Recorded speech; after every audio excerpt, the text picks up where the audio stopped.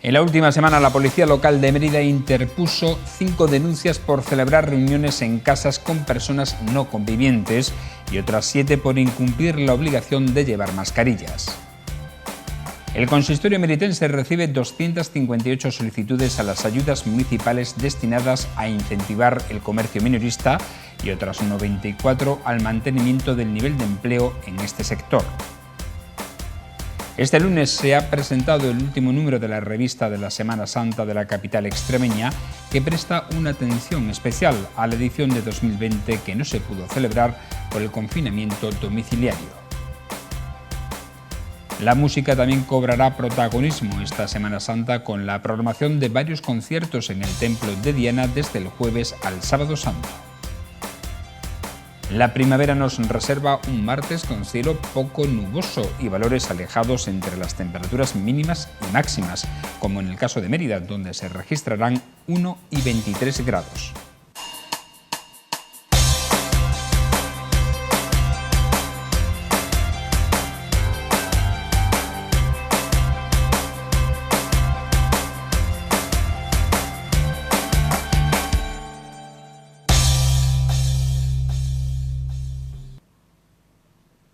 Bienvenidos a esta edición de La Picota, la número 1173, correspondiente a este lunes 22 de marzo, en esta recién estrenada primavera. Cambiamos de estación, pero no de costumbres, porque en Mérida continúan detectándose incumplimientos de las normas anti-COVID decretadas por la Junta de Extremadura hasta el 9 de abril para evitar la propagación del virus en este pasado puente de San José y la próxima Semana Santa. En el balance semanal que todos los lunes comunica la Policía Local de la capital extremeña, destaca que se han interpuesto 5 denuncias por celebrar reuniones en domicilios particulares con personas no convivientes, así como otras 7 sanciones por incumplir la obligación de llevar mascarillas.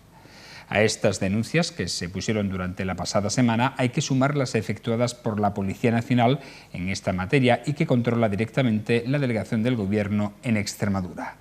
Pero los agentes locales también multaron diversos incumplimientos en materia de tráfico.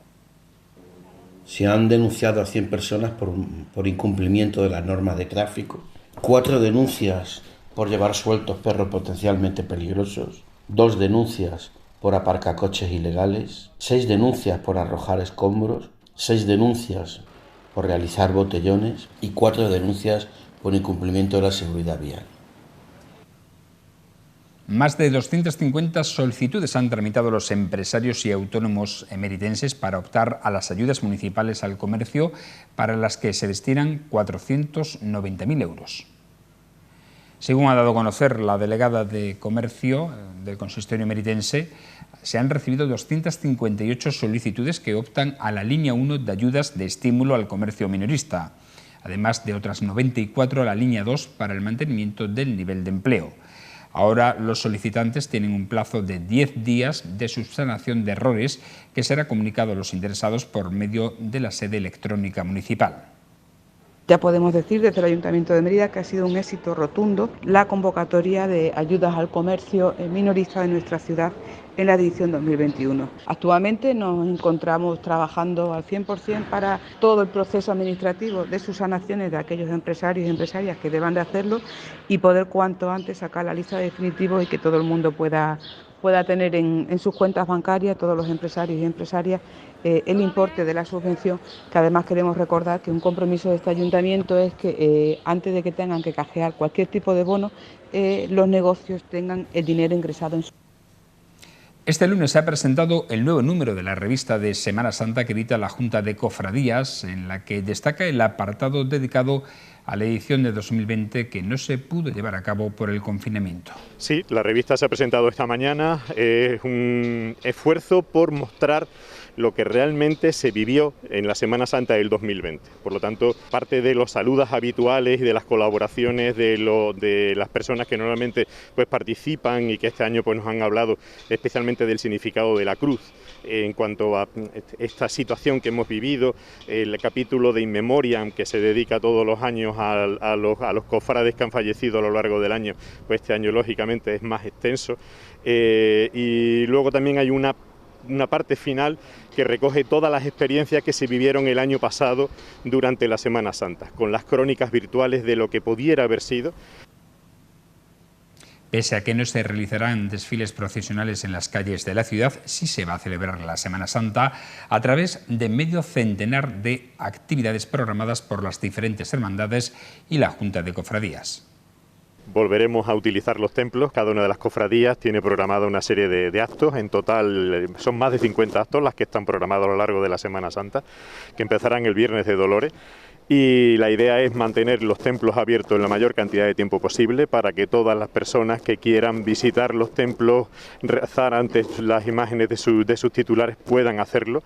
Habrá mucha vigilancia del aforo de los templos para que no haya problemas a nivel sanitario y con circuitos para que se puedan visitar. El acto protagonista de esta edición será el Vía Crucis del Cristo de la O, que se celebrará el Viernes Santo a las 9 de la noche en la Concatedral de Santa María. Con la imagen en estático se realizará un Vía Crucis especial dedicado pues también a todo lo que hemos vivido con relación al coronavirus y lógicamente todos alrededor del Cristo de la O. Queremos también contar con la participación de la Capilla Gregoriana, aunque sea con una pequeña representación, para darle al acto la solemnidad que realmente. Seguimos hablándoles de las actividades que se desarrollarán esta Semana Santa, porque el Ayuntamiento de la capital extremeña ha programado varias actuaciones musicales relacionadas con esta fecha en el Templo de Diana. Con un aforo limitado a 200 personas y bajo el nombre de Compartimos Templo, se desarrollarán del jueves al Sábado Santo. El nombre Compartimos Templo pues es un guiño a todos los cofrades de nuestra ciudad que vivirán la Semana Santa pues en sus respectivos templos y parroquias, compartiendo con ellos un monumento emblemático de nuestra ciudad como es el Templo de Diana, que es el paso de todas las hermandades. Hemos elaborado una serie de actuaciones contando con grupos de nuestra ciudad. Comenzamos con un concierto de marchas, que son marchas procesionales, a cargo de la Banda de Música de Mérida. El Viernes Santo continuamos con un concierto sacro, a cargo de la Coral Augusta Emerita. Y el Sábado Santo, un espectáculo flamenco cofrade, que participa al son del cajón. Todos los conciertos comenzarán a las 7 de la tarde y la entrada será gratuita mediante el sistema de cita previa en un número de WhatsApp. Uno de los grupos actuantes es Al Son del Cajón, que adaptará su repertorio y contará con colaboraciones para esta ocasión. Nosotros hacemos un repertorio flamenco adaptado a la Semana Santa. Tendremos una colaboración especial de trompetas y distintos instrumentos de banda, en la que creemos que va a ser un espectáculo súper bonito, que va a quedar súper lucido en uno de los sitios maravillosos que tiene Mérida. Y en esta cita musical no podía faltar la Coral Augusta Emérita, que interpretará distintas piezas sacras y otras más conocidas por todo el público. Bueno, vamos a hacer un concierto sacro metido en esta Semana Santa, en el que empezaremos con composiciones más bien que ya la coral tiene bastante pisadas, pero de este modo tenemos un poco más de seguridad en ello y empezaremos desde el siglo XV hasta la actualidad, prácticamente del siglo XIX, y hemos buscado un repertorio bastante popular para que al público le guste y para que sea al final un concierto apetecible. Piezas de Tomás Luis de Victoria, Popules Meus, también vamos a hacer O Jesucristo, y vamos a terminar con piezas populares como por ejemplo puede ser Cerca de ti, Señor, y Ave María de Mozart. Esperamos que el tiempo respete estas actuaciones musicales de Semana Santa, pero les hablamos ahora de la predicción más cercana, una vez hemos estrenado esta estación primaveral. Este martes tendremos cielo poco nuboso o despejado, las temperaturas en ascenso ligero en general, con valores en el mercurio que marcarán 1 y 23 grados en Mérida y 5 y 22 grados en Almendralejo. No se descarta alguna helada débil aislada. Los vientos serán variables o del oeste de carácter flojos.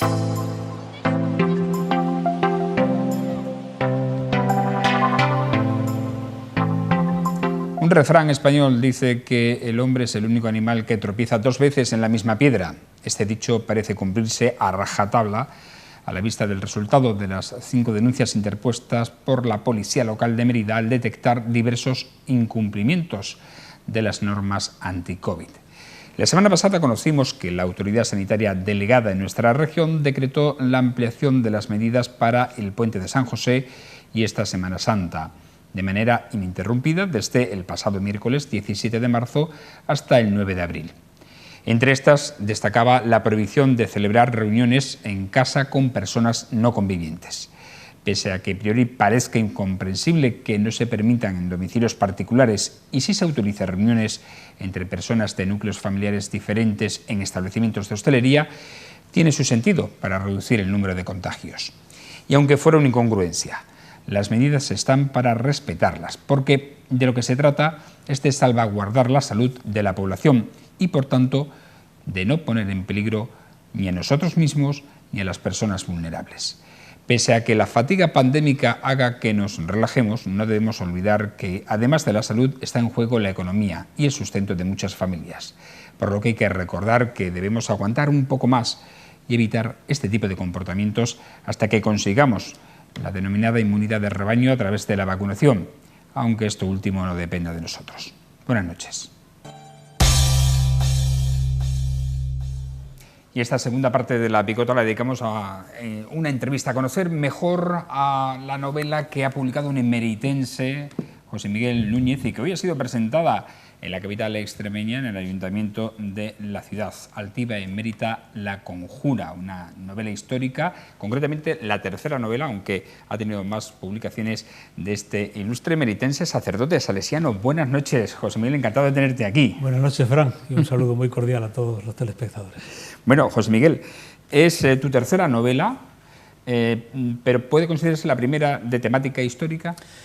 Bueno, del género, digamos, de novela histórica, yo diría que es la primera, aunque la primera novela en la que me adentré en la narrativa es también un acontecimiento histórico de la preguerra civil, que tiene también muchos elementos históricos, pero del género novela histórica yo diría que es la primera, sí. Bueno, a mí me gustaría hacer un pequeño perfil muy rápido y muy breve de José Miguel, porque José Miguel, la verdad es que no sé para cuándo saca tiempo para escribir, sinceramente, con todas las ocupaciones que tiene. Bueno, José Miguel es licenciado en Filosofía, tiene 2 doctorados, uno concretamente en Filosofía, posterior a la licenciatura, evidentemente, y otro en Teología Dogmática, en Roma, en el año 95. Pero además has estado ejerciendo también en Roma, ¿verdad? Sí, sí, para tu orden, para los salesianos. Sí, he formado parte del Consejo General durante un sexenio y hemos estado desempeñando una tarea de coordinación en Europa Occidental. Los países que configuraban la región, que nosotros llamamos así, región de Europa Oeste, con Francia, Bélgica, Italia, Portugal, España y Marruecos. Ahora estás en Madrid, vives. Ahora estoy en Madrid, sí. En Madrid. Estoy en Madrid, sí. Estoy en el Centro Nacional Salesiano de Pastoral Juvenil. Es un centro desde donde coordinamos o intentamos coordinar toda la acción pastoral de los salesianos a nivel del Estado, sí. Y además eres director de la revista Misión Joven, ¿no? Sí, porque el centro precisamente tiene a su cargo una revista que es una revista de referencia en pastoral juvenil desde hace ya más de 50 años, y me cabe el honor desde septiembre de ser el director de la revista con un equipo fantástico del que me pareció, bueno, pues ser coordinador en este momento, ¿no? Bueno, además de novelas, antes has publicado varios ensayos, ¿no? Sí, la verdad es que yo me he dedicado desde que terminé de estudiar y bueno, pues empecé a ejercer un poco la docencia, me he dedicado más a los ensayos, pero desde hace pues 7 u 8 años me entró el gusanillo de la narrativa y he descubierto un mundo tan apasionante que ya no creo que me retire de este mundo, ¿no? Me proporciona pues una variedad de matices y de colores, ¿no?, en la narrativa que me ayuda de verdad a ser mejor persona, y creo que me ayuda también a expresar mejor lo que bueno, pues por dentro bulle, ¿no? Bueno, hay que decir que José Miguel, de sus 57 años, 21, los primeros 21 los pasó en Mérida, sí, claro, antes de salir a formarse, ¿no?, fuera de él. ¿Es esta novela precisamente una deuda con tu ciudad natal? Pues yo creo que en parte sí, ¿no? No sé si muy temáticamente empecé a escribirlo muy conscientemente como una deuda, pero lo considero así, ¿no? Una deuda con mi ciudad. Yo soy un apasionado de mi ciudad. Yo me he criado aquí, en Mérida. me precio decir, ¿no?, en la calle Calvario durante mi infancia. Vivimos con mi familia en la calle San Salvador durante toda mi adolescencia hasta que bueno, pues me marché a estudiar y para formarme. Y aquí vuelvo pues como mi lugar de referencia constante, ¿no? Aquí tengo mi familia, tengo mis amigos, tengo mis raíces. Yo me considero muy emeritense, ¿no? y me encanta mi ciudad, amo mi ciudad, me apasiona su historia y cada rincón de esta ciudad. Y creo que es un poco pues eso, una deuda que tenía con la ciudad, que se conoce muchísimo más por el periodo romano, pero que tiene una enorme riqueza en el periodo visigodo. Y me entró un poco el gusanillo visitando un poco detenidamente precisamente el Museo Visigodo, ¿no?, que es una joya, una maravilla, y esperando que también pueda desarrollarse, ¿no?, como se ha desarrollado el de arte romano, pero es una etapa en la que la ciudad brilla en el contexto de un nuevo mundo, de una nueva realidad, y es muy apasionante. Sí, es cierto, porque además, lo hemos dicho en muchas ocasiones, Mérida es romana, pero sobre todo visigoda, porque alcanzó una importancia extraordinaria dentro de la historia de Hispania. Sin duda, ¿no? O sea, en el momento que recoge la novela, que es el final del siglo VI, la nueva Hispania que se está formando con la llegada de los visigodos y concretamente con la acción política de Olovigildo, que un poco reconfigura el reino, la ciudad vive un momento de esplendor económico, cultural, religioso, que rivaliza con la capital. Aunque el rey lleva la corte y establece la capital en Toledo, la capital cultural y el motor económico es Mérida, ¿no? Y en este sentido, pues, podemos bien decir que rivaliza. Yo diría que incluso religioso, porque no nos olvidemos que mucho antes que las peregrinaciones a Santiago, las peregrinaciones en la Hispania cristiana son en Mérida, ¿no? De todas partes de Europa vienen a visitar y a orar a la tumba de la mártir, que ha alcanzado dimensiones en el mundo conocido pues muy importantes, ¿no? En la novela reflejo también está a través de un personaje que, digamos, desde la curia romana, pues peregrina como tantos otros a Mérida, ¿no? Y es testigo un poco de este cambio histórico, de esta encrucijada de culturas que es la ciudad en este momento. Supongo que el trabajo de campo que has tenido que desarrollar para documentarte sobre la época visigoda es muy importante y te ha llevado también su tiempo. Sí, bueno, me he adentrado todo lo que he podido, ¿no?, en la documentación, y me ha apasionado muchísimo todo lo que he descubierto, ¿no? Y sobre todo pues descubrir personajes históricos de una talla extraordinaria, ¿no?, en Mérida. O sea, ¿podemos decir que te ha fascinado este periodo? Me ha fascinado, de la historia me ha fascinado de Mérida, por el momento histórico crucial, ¿no? Digamos, la caída de un mundo, el mundo romano se ha disgregado completamente, surgir de una nueva etapa, y el papel que juega como encrucijada Mérida, ¿no? Y con personajes verdaderamente grandes, ¿no?, como pues el arzobispo Mausona, que juega un papel muy relevante a la altura de Leandro de Sevilla, incluso después en el Concilio de Toledo al final del siglo, y el Dus Claudio, que estará en el meollo de todas las conjuras políticas de ese momento, ¿no?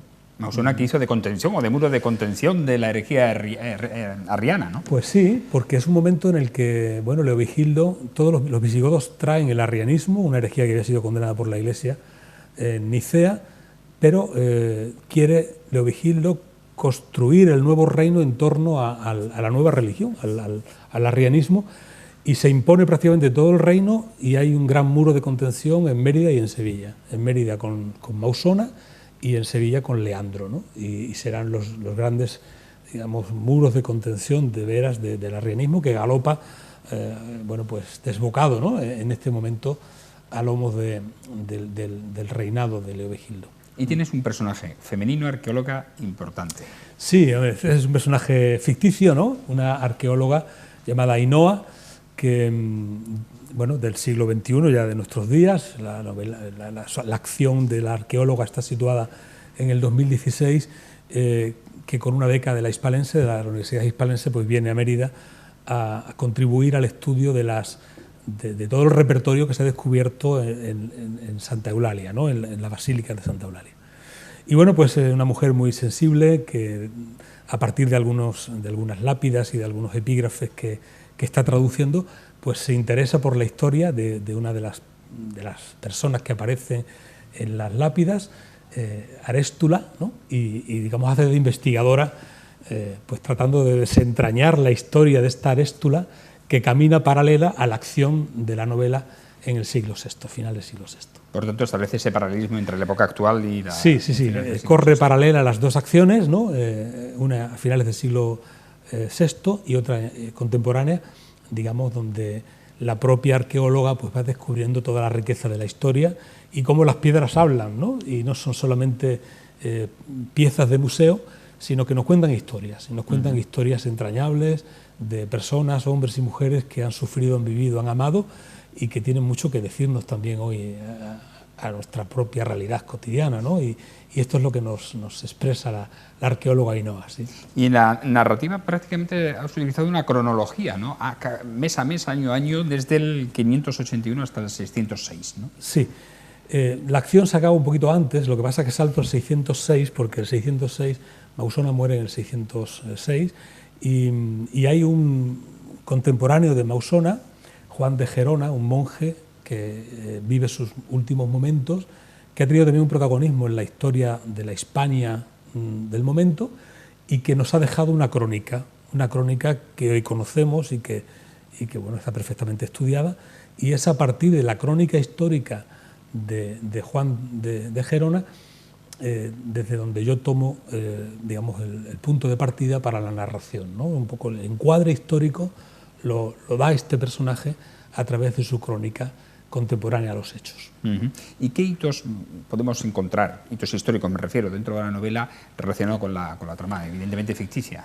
Bueno, pues en primer lugar, la importancia de la peregrinación de los caminos de Europa que vienen hasta Emérita, ¿no? y que concitan pues, un gran número de peregrinos, sobre todo en torno a la fiesta de la mártir, hasta el punto que el propio Mausona, obispo de la ciudad, hace construir un hospital de peregrinos, lo que hoy conocemos como el Senodokium, ¿no? Que ha sido recientemente recuperado, y que era un hospital de peregrinos de cierta envergadura para acoger y asistir a todos los que se acercaban hasta la ciudad. Por otra parte, la traición de Hermenegildo a su padre Leovigildo, ¿no?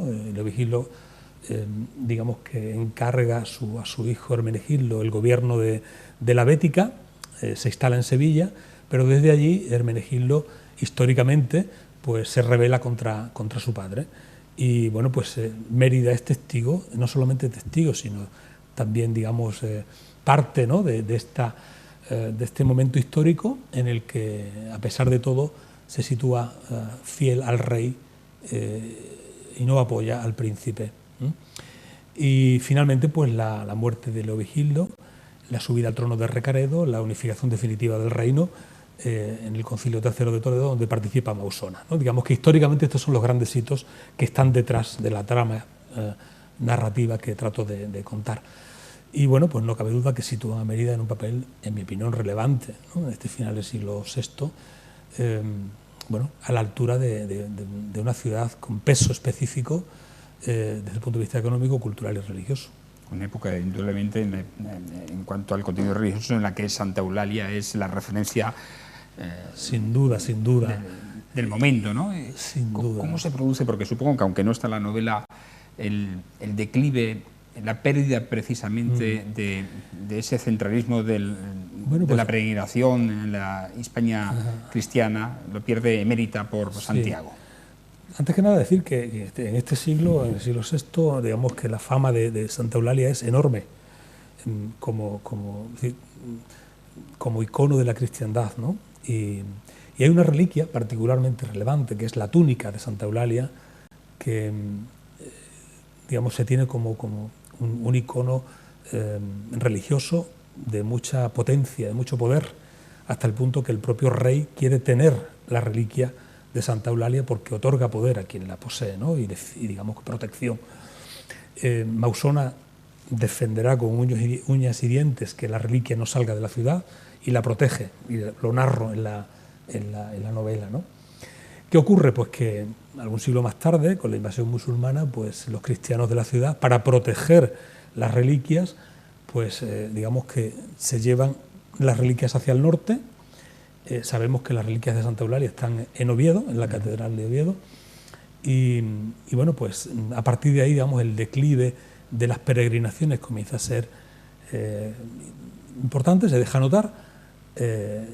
Empieza por otra parte otro foco más allá, en torno al siglo X, de la peregrinación a Santiago, que suple un poco la peregrinación a Mérida, y el declive definitivo de la ciudad viene cuando Abderramán III, en el siglo X, pues arrasa definitivamente la ciudad porque se ha declarado en rebeldía contra el califa, y bueno, esta famosa frase histórica de Abderramán, ¿no? Orgullosa Mérida, ¿no? Te aplastaré, ¿no? Y efectivamente, pues sin ningún tipo de prejuicio con respecto a los musulmanes en absoluto, pero históricamente es así. O sea, Abderramán carga contra Mérida por su rebeldía, ¿no? contra el califa, y logra efectivamente, pues definitivamente, reducir a cenizas la ciudad, y tardaremos siglos en recuperarnos. Indudablemente.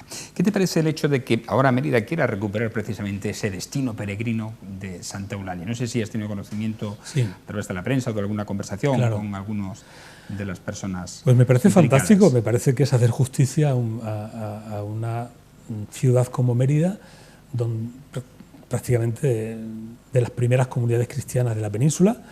Hoy sabemos claramente que el cristianismo entra en la península sobre todo a partir del norte de África, con intercambios culturales y económicos, y bueno, que en el siglo IV tengamos clara constancia de que en Mérida hay una comunidad cristiana consolidada.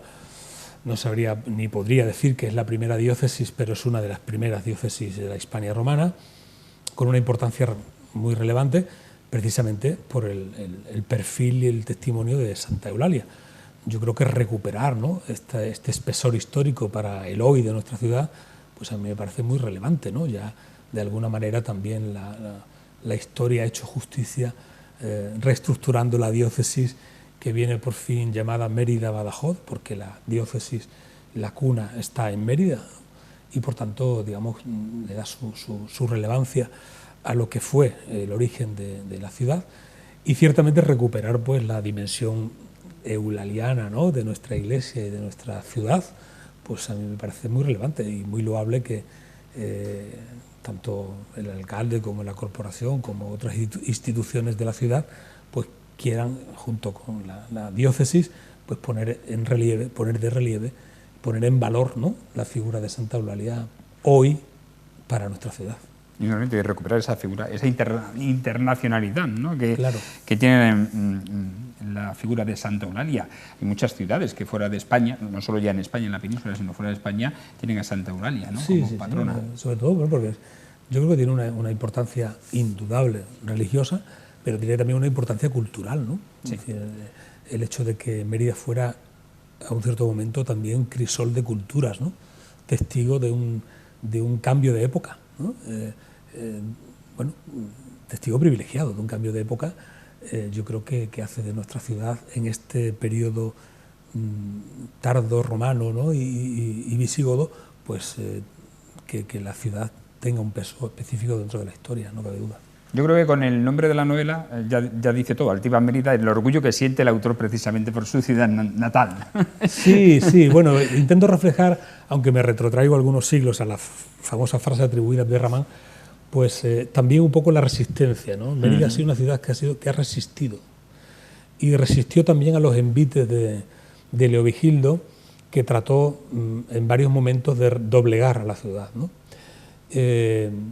Gracias al Dux Claudio y a las buenas artes también del obispo, digamos, la resistencia de la ciudad fue potente. Y Leovigildo solo logró entrar en la ciudad cuando desde dentro hubo una traición, es decir, un grupo de nobles arrianos que se conjuraron para doblegar la ciudad y entregarla al rey sin que hubiera derramamiento de sangre.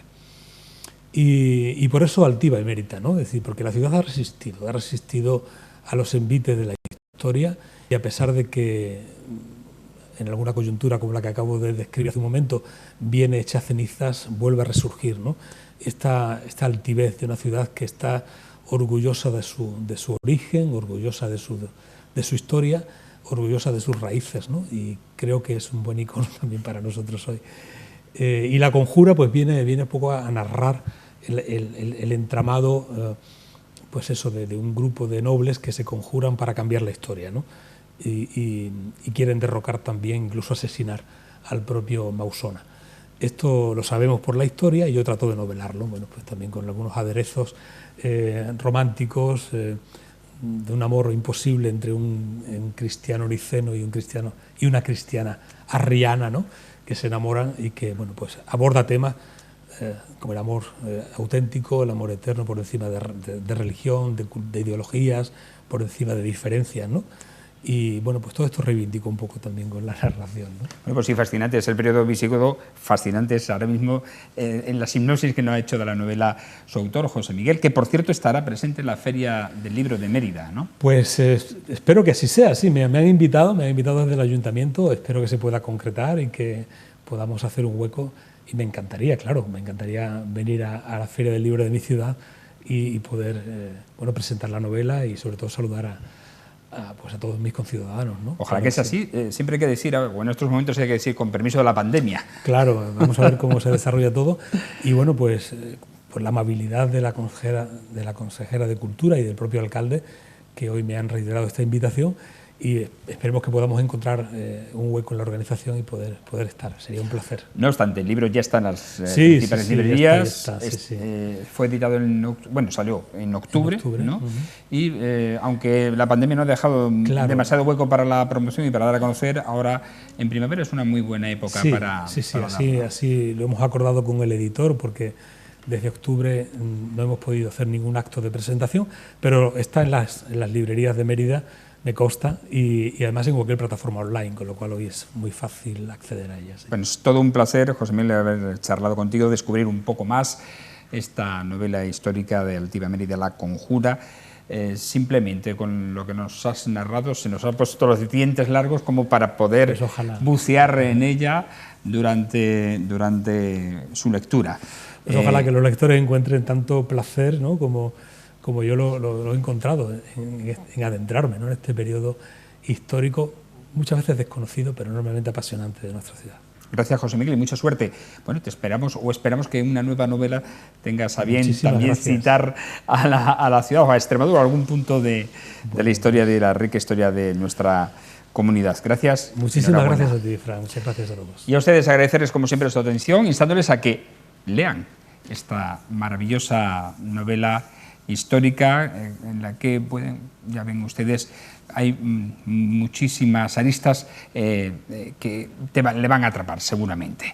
Le instamos a una nueva edición de La Picota, será mañana en torno a las 10:25 de la noche. Recuerden que también nos pueden ver a través de las redes sociales de esta casa, de Facebook, Twitter, YouTube, Instagram, por supuesto en la TDT y en la página web de televisiónextremeña.com. Hasta mañana, les deseamos que pasen una feliz noche y sobre todo que sean felices.